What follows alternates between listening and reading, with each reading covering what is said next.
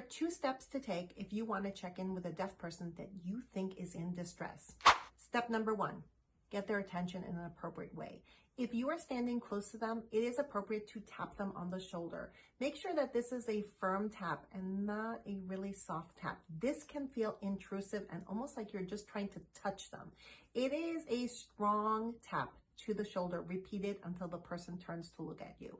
This is the way that deaf people appropriately get each other's attention. If you're not up close to them, get within their eyesight and wave your hand up and down. Why up and down instead of side to side? Well, hearing people often wave to each other this way, so a lot of deaf people sort of ignore this movement, assuming that you're probably trying to get the attention of another hearing person. Moving the hand up and down is a little different and will get their attention. This, within their line of sight, will get most deaf people to turn and look at you.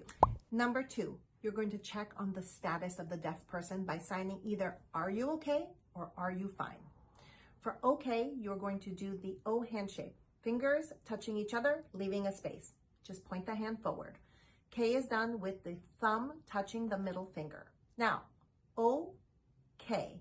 And you're actually going to do this twice. Okay, okay. That's the way okay is signed in ASL. And while you do this, you're going to raise your eyebrows. The raised eyebrows turn okay into okay question mark. Are you okay? Okay, okay? The second option is to sign fine. Open 5 hand shape, your dominant hand again, and your thumb is going to touch or tap your chest, the center of your chest, 2 times. Fine. By itself, this means to be fine. Fine, fine. If you do it with your eyebrows up, again, this turns it into a question. Are you fine?